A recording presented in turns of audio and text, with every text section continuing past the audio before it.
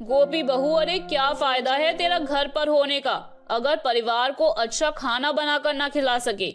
अरे आज तूने फिर से घास फूस बनाकर रख दी। शोर मत मचाइए मम्मी जी, मेरी मीटिंग चल रही है। और एक क्या आपने हर समय घर पर हो कर ताना मारती रहती हो। मैं घर पर हूँ पर वर्क फ्रॉम होम कर रही हूँ। अरे घर से काम करना क्या काम करना नहीं होता?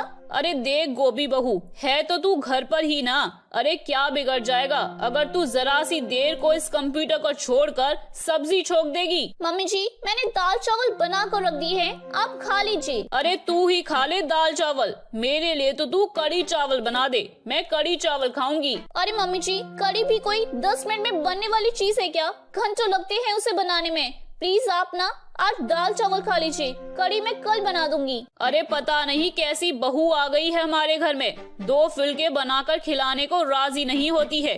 अरे हम तो चावल खा लेते हैं, फुलके मांग ही नहीं रहे, लेकिन चावल के साथ कुछ तो बनाने को तैयार हो ये बहू रानी। इसके हिसाब से चलूंगी ना तो ये रोज दाल चावल और खिचड़ी बनाकर खिला देगी। मैं खुद ही राजमा भिगो देती हूँ कल के लिए, फिर देखती हूँ कैसे नहीं बनाती। उस दिन तो सास कमलेश किसी तरह दाल चावल खा लेती है, लेकिन अगले दिन के लिए उसने राजमा चावल भिगो दिया था।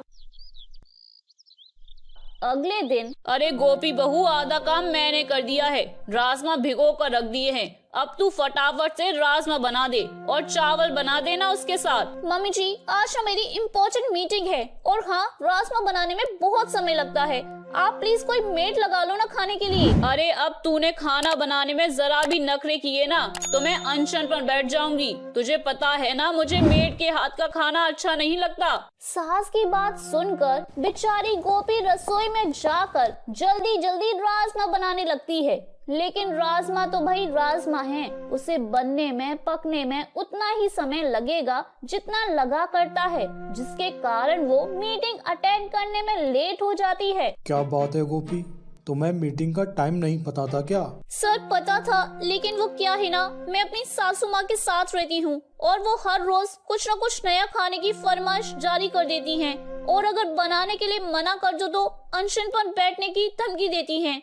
I am really sorry sir. ऐसा है गोपी, अगर तुम्हें ऐसे ही काम करना है तो तुम ये नौकरी छोड़ दो और अपने घर में एक रेस्टोरेंट खोल लो, या फिर अपनी सास के साथ मिलकर घर घर डब्बा पहुंचाने का काम शुरू कर दो। रोज नई नई डिश देखकर तुम्हारी सास खुश हो जाएंगी। तुम्हें इस नौकरी की कोई जरूरत नहीं है। नहीं सर प्लीज, मैं सच में बहुत शर्मिंदा हूँ, आगे से मैं ध्यान रखूंगी। देखो गोपी, अमेरिकन क्लाइंट का कॉल था और तुमने कॉल अटेंड ही नहीं किया।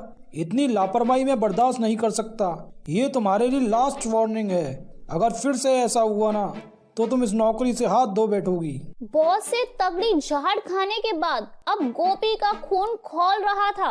अरे तमाशा बना कर रख दिया है मेरी जिंदगी का। पता नहीं किस मनूस घड़ी में मैंने वर्क फ्रॉम होम लेने का डिसीजन लिया था। जिंदगी जहन्नुम बन गई है मेरी।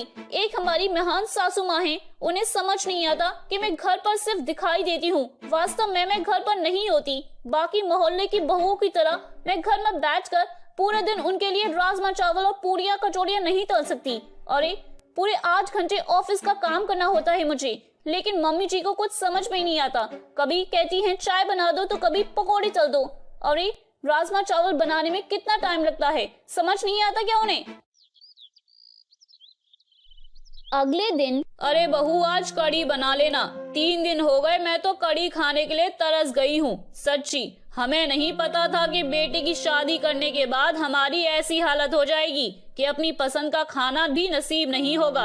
अरे ऐसी बहू आई है कि घर में कुछ बनाने को कह दो तो तुरंत मुंह सड़ा लेती है। इससे तो अच्छा किसी आदमी को 2-3 हजार देकर मेड से खाना बनवा कर खा लो। गोपी रसोई में खड़ी सासू माँ के प्रवचनों का आनंद ले रही थी, तभी उसकी सहेली का फोन आता है। अरे भाई क्या हाल चाल है?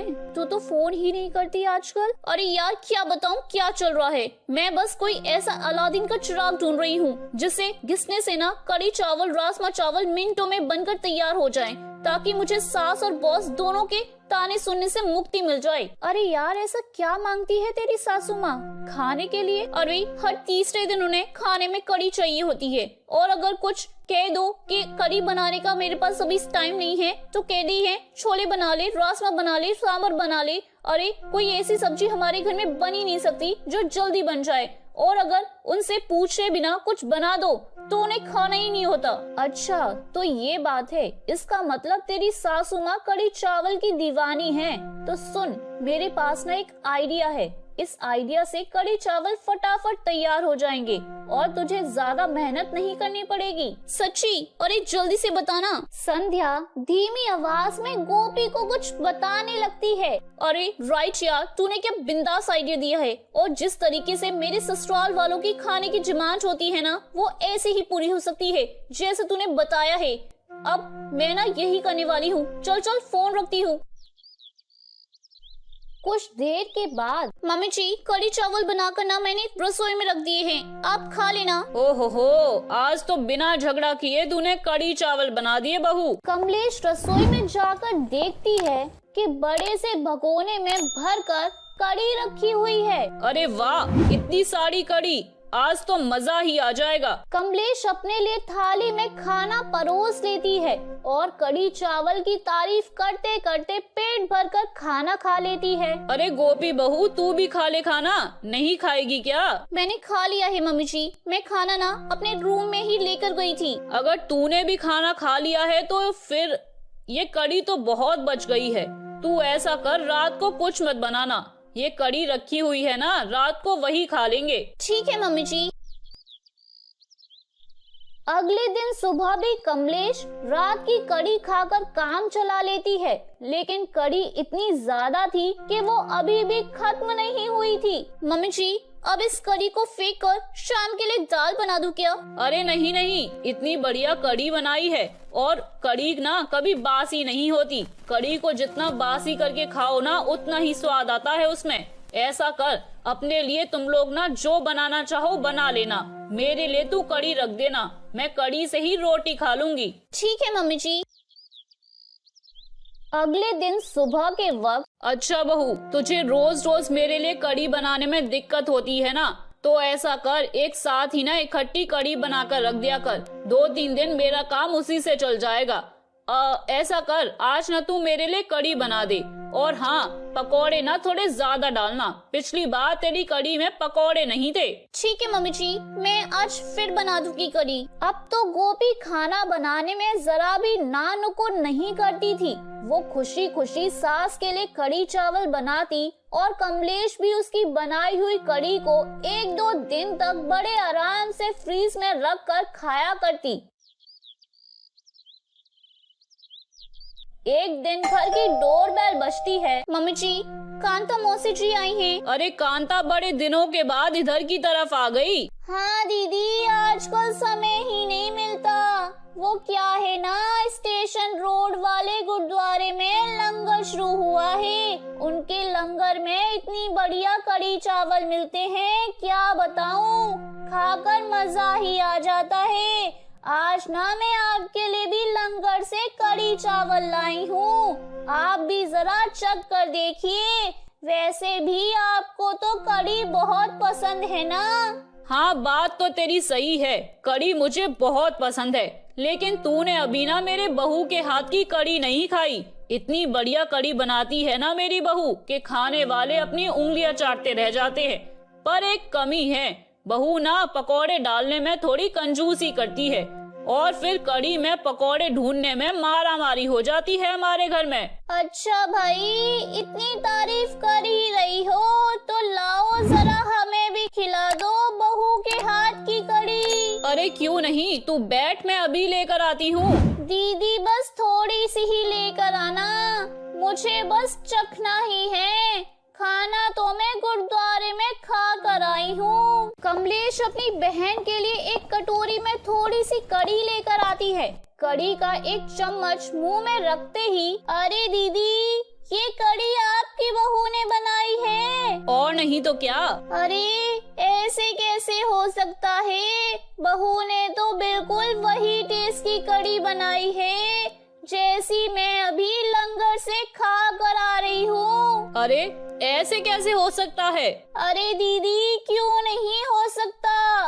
अगर आपको यकीन ना हो तो अभी डब्बा खोल कर देख लो।